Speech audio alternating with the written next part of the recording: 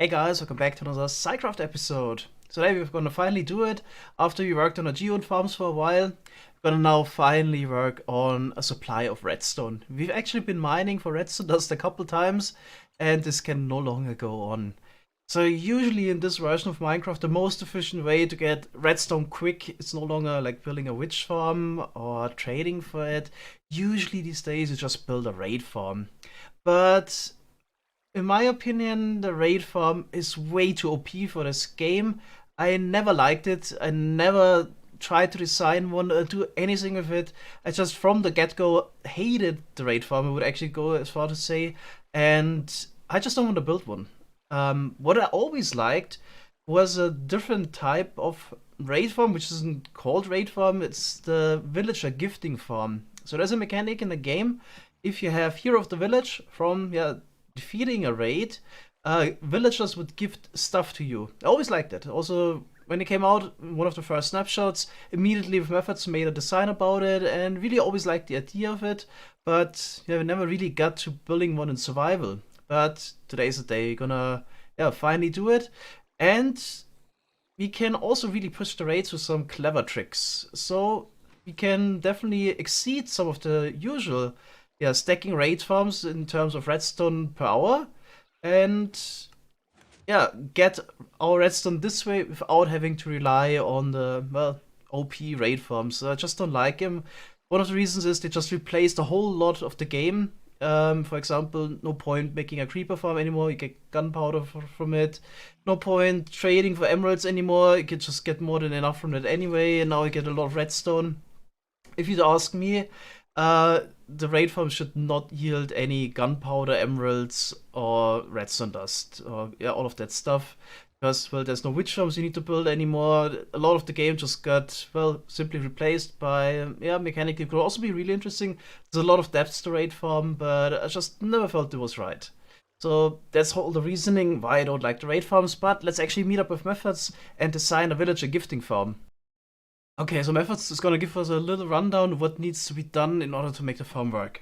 Yeah, basically we're gonna stand here. Mhm. Let me get a sword. Yoink. Basically, we're gonna come from the nether, we're gonna arrive here, Yeah. we're gonna detect that with chunk loading, instantly turn the portal off. Mhm. In the meantime, we're swinging with an auto clicker, just like that. Mhm. And then we're gonna count the cycles. And I think like a cycle is gonna take like 35 seconds. Mhm. And every 40 minutes, basically since we're always whacking them here, right? So basically we're whacking them here after Yeah. 26 seconds. When we arrive here, we have to turn the portal back on. Mhm. So exactly, they drop all the items and we are gonna disappear to the nether. Mhm. In the nether, we're gonna instantly detect that with chunk loading, turn the portal off and on. Mhm. So we come back to here and repeat the cycle. Yeah. And every like X cycles, when it equals like 40 minutes, we're just going to push down a composter here. That Mhm. makes us a village. It's Mhm. gonna start a raid, and then we have every second chunk another piston with a composter and a villager. That's gonna move the center to over here. Mhm. And then it's going to try to spawn down there, and that's more than 128 blocks away from the player, so the raid instantly finishes. Yep. We just have to make sure in the meantime we need a short pulse lengthener. That in Yep. the meantime, when we start the raid, we need to kill one of these pillagers here, Yep. basically, before we move it out. Yep. So other than that, it's pretty simple. And then we can, do we want to add no flint and steel stuff? To light the portal again, I just go for flint and steel, I guess. Well, we could go for It's fire cheap. charges. You can get So for we could bartering just later, but right now it's hard to get. Yeah. Yeah, right now we could just slap some flint and steels in the same dispenser, right? Yeah. So, same deal. I mean, if make 500 flint and steel is gonna last a while. Yeah. I mean, you really don't need to. Wait a second. You actually need iron. You need iron farm as well. I guess we could do the portal thing, although it's a lot more work. Like, we need this huge area, and then we need the piston firing to detect if the portal got made, so we can retract the blocks, because you can't detect that with an observer or a bud. So, But apart from that, materials are can we get those? need honey slime, hay bales. Yeah. Alright, so this was the rundown that Methods gave me, and then we started working on designing this farm. It's, by the way, really hard to put the design process in a video, because usually it just takes multiple hours, and with big gaps of nothing happening in between. And yeah, it's really hard to put it in a video. Just wanted to show you the final design, which in the end, yeah, we came up with.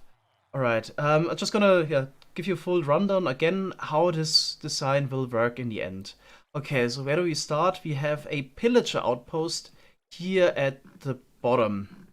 This is, by the way, the closest one that spawned towards 0, because there is a problem with the portal linking or sending the player from one dimension to the other. That's why we had to actually go close to the old area, which is visible from here. This is the closest one we could find.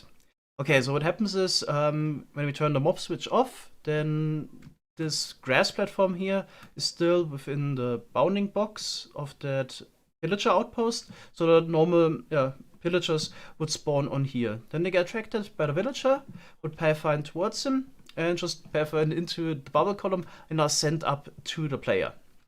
Alright, so what we're gonna do next is to start a raid to get the hero of the village effect. But first, let's talk about this portal issue that we discovered when designing the farm. So the problem is actually that the player gets minimally shifted every time over when going through the portal. And this problem increases the further you're away from 0, because it's basically an inaccuracy problem. If you would build this farm at the world border, the player is shifted by 2 blocks every time he goes through a portal, and we really need to be centered in this, of course. So we have all of those villagers standing around the player that are within range of throwing items towards the player as gifts.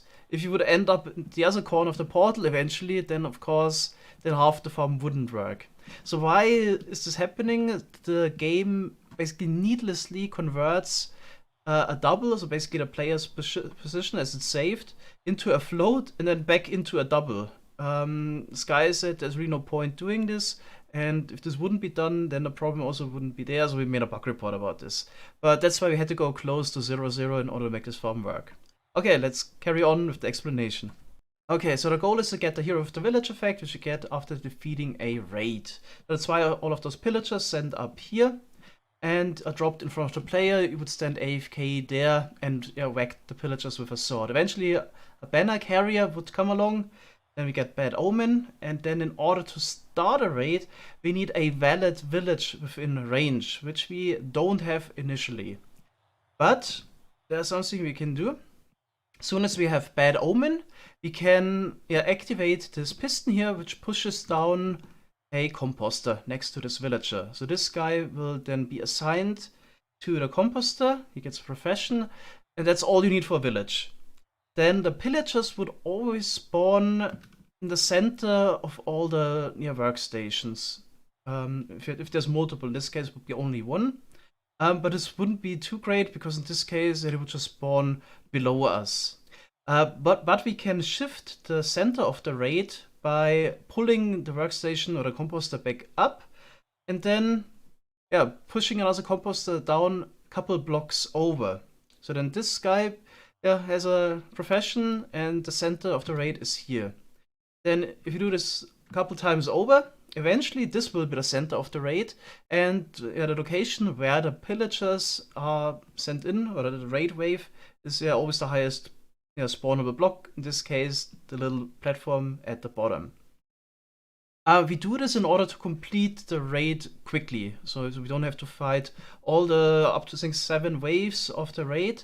We can just quickly stop the raid. There's also a behavior that existing pillagers would join a raid. This is actually really important, so we still get pillagers being sent up here. They're usually part of the first raid wave.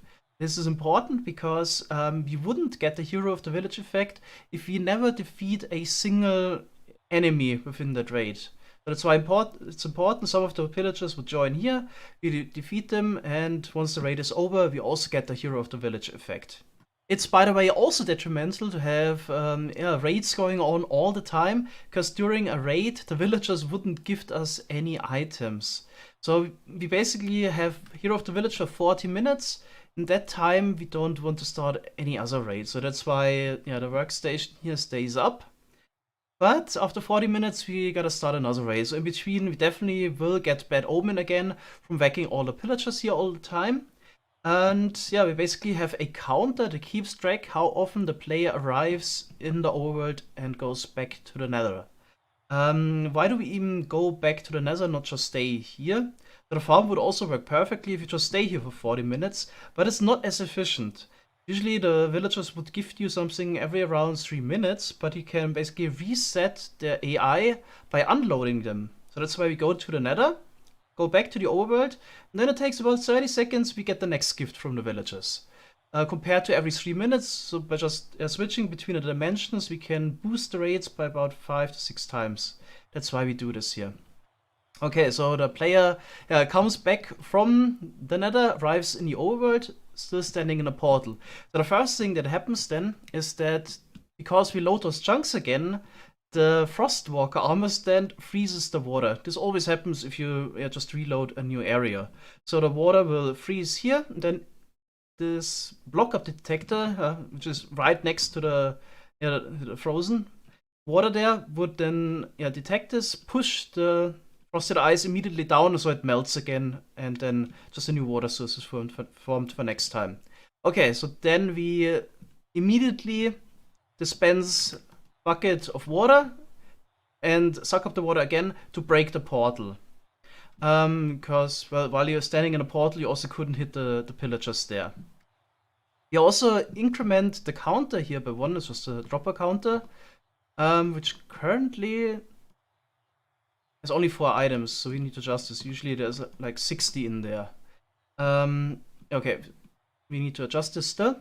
So after a certain amount of times, which usually adds up basically to this being loaded for 40 minutes, then yeah, we start another raid. So this counter would then trigger this whole chain again, and a new raid is started. Since it takes around 30 seconds until the gifts are thrown by the villagers, which happens pretty much all at the same time, we also have to wait a little bit. So there's this little clock here, counts down until around 26 seconds, because it also takes 4 seconds for the player to go through the portal. And then we light the portal again here with flint and steel. So methods discussed if you should use something that doesn't require flint and steel. Another way of doing it would be later to use the fire charges, which you can get from a bartering farm. But there's also an option to light the portal with fire spread by pushing some hay bales next to it. That would then catch fire, but the fire instantly ignites the portal so that the hay bales wouldn't burn. It's quite complicated. Maybe we can show it another time. You maybe make a second version of this farm, but it's also possible to not use flint and steel and use this fire spread instead. It's more complicated, and the only benefit is not having to craft flint and steel, which lasts forever anyway. So yeah, technically possible, little benefit of actually doing it, especially since it requires more time right now to design it. Okay, so let's talk about the rates of this farm a little bit. So we're getting either 1 piece of redstone dust or 1 lapis every 30 seconds from each of the villagers. In case we have 1000 in there, which is basically around the maximum we could do, then we would get 500 redstone dust every 30 seconds, or approximately 1000 every minute, or 60,000 per hour, which definitely can compete with any raid farm. But of course, it's also a lot faster than, for example, a witch farm, which would have been another option to get some redstone dust right now, or a quarry, something like that. So it's definitely up there when it comes to getting a lot of redstone dust. But of course, it's not as overpowered because you only get the single type of item, and it's a lot more effort to make this, because the biggest part of this project is getting all of those villagers, of course. So we need to make a breeder first, and then all of those guys need to have a profession. But yeah, it's kind of annoying if all of their POIs would be around, because that would actually cause extra lag. So shown in my lag testing video, unemployed villagers cause less lag than employed ones. So we need to basically give them a profession by trading with them, and then break the POI again. And we have to do this for hundreds of villagers.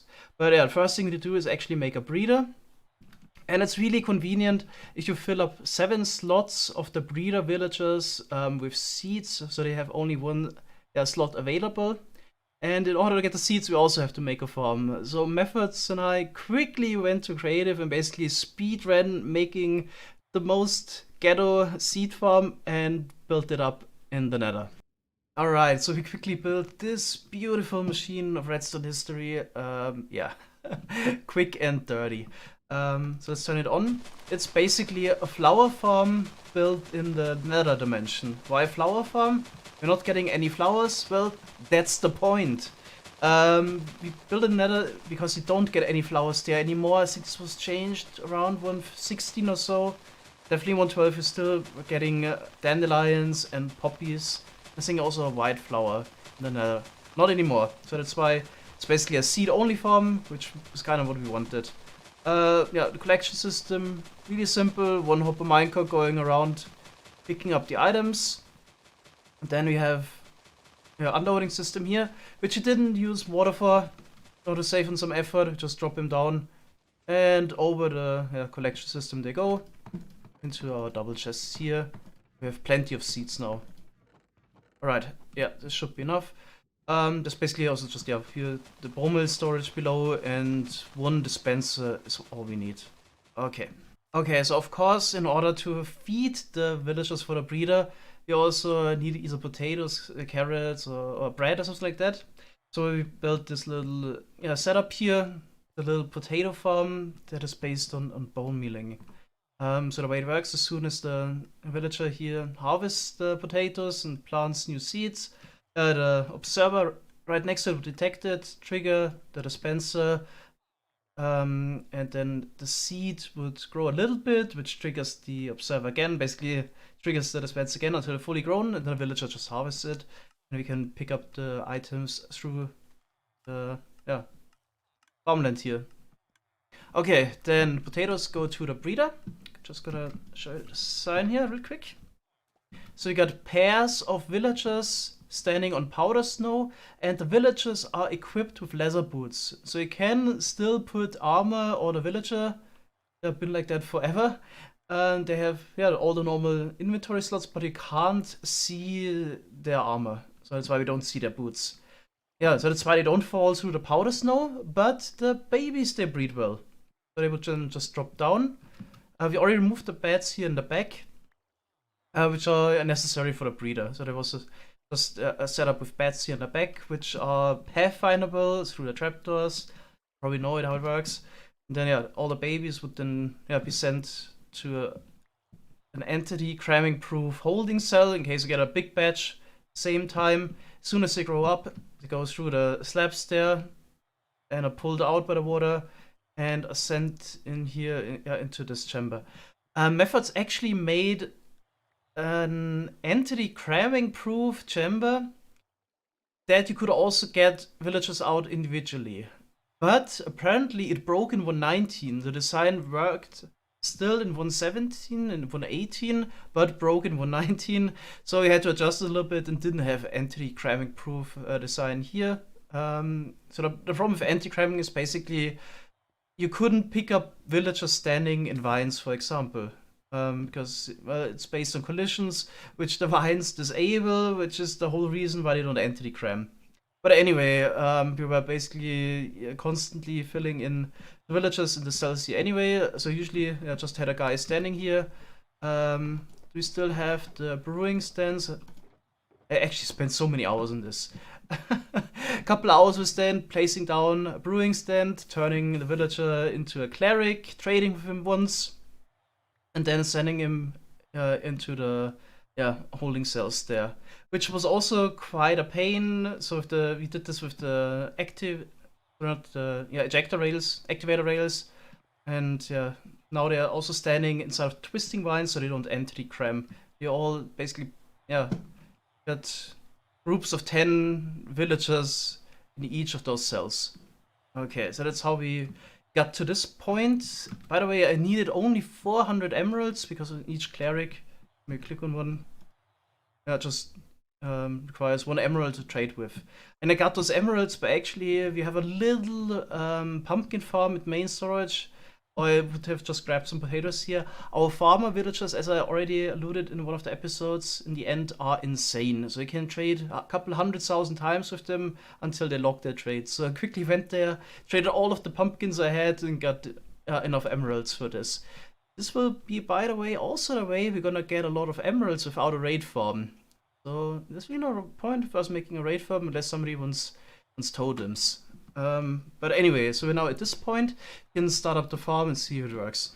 Alright, so let's try out the farm. I actually quickly had to remove distant horizons from my mod folder because it breaks the farm. It takes a lot longer to unload all the distant horizon stuff around the player every time you cross a dimension. So it would first of all slow down the farm, and there's also some client-side timings that wouldn't work with the server-side timings afterwards. So that's why it had to be removed.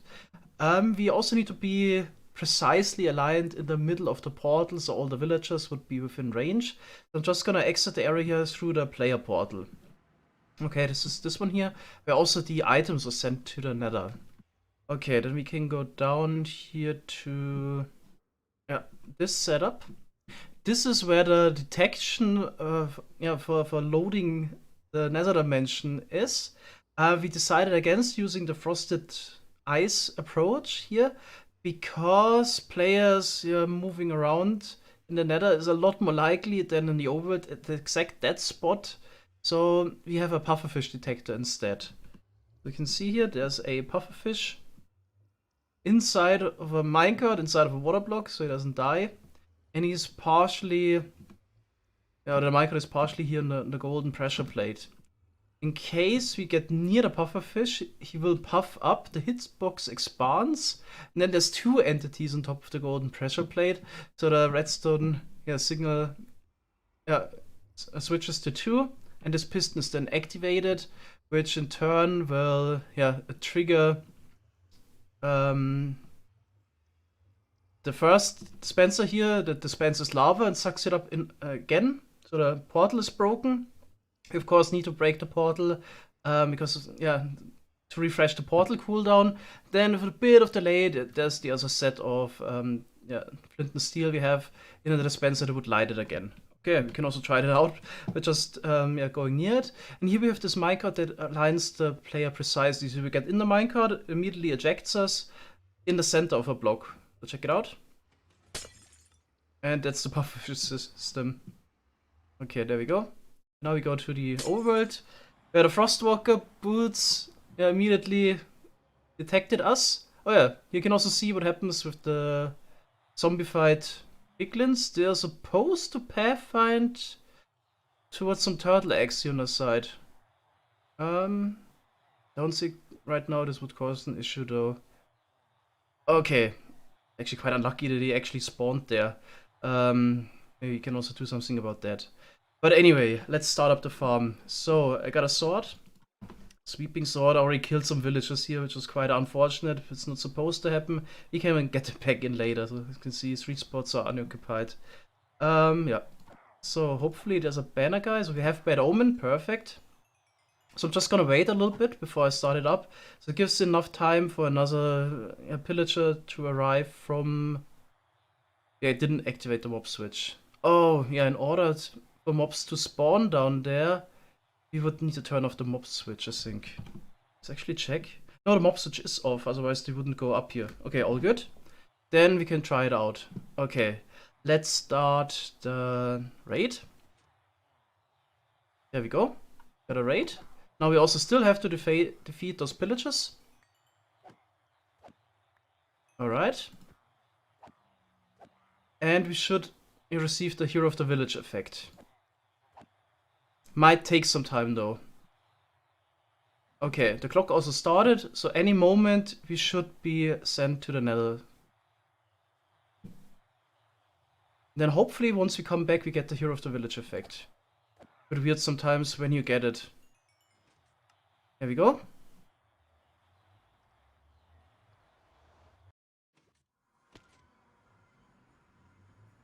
Okay, this was the pufferfish system. Yep. We have Hero of the Village. If you can see on the top right, there's the effect. Okay, there we go. Now we just arrived here. Yeah, we would now just keep whacking the villagers with the auto-clicking script. Just gonna go in free cam real quick. So now we got a good overview over the villagers. So it takes exactly 30 seconds. Then we will throw all the gifts. Some of those items will actually slide on the ice. So that's why we have packed ice there. and be caught here by the walls and fall into the water stream.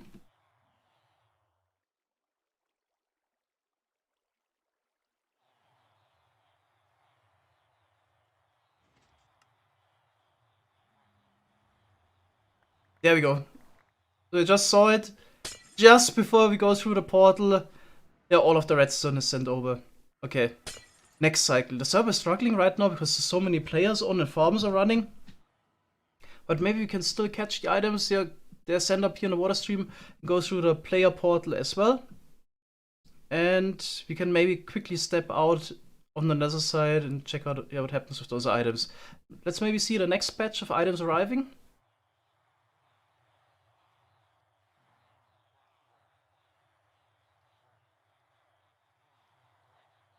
Yeah, the server's struggling a little bit. It actually takes longer than 30 seconds, but it's all server-side timings, villages and so on. There we go, that's the next batch of items. I hope you saw it. Okay. Actually gonna step out of the portal here. So we can... Oh, and a big sent back to the overworld. Yeah, we'll just go through the player portal as well, check out what happens to the items.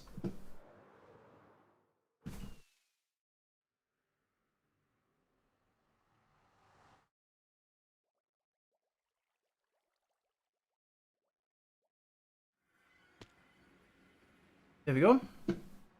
So they basically just drop down here, and that's the item collection system we actually built. Because using our nether water. It's always a bit painful actually to get it there. Because each water source, of course, has to be spread individually and so on. Takes a little bit of time. By the way, while we're talking about water in the nether, you might remember Peach's Castle here, where we had tons of wizards for the brown mushroom farm. There used to be just blue blocks here, but now we have actual water in the moat. Let's take a look inside. Yeah, you probably remember this setup here. It was pretty insane for the brown mushroom farm.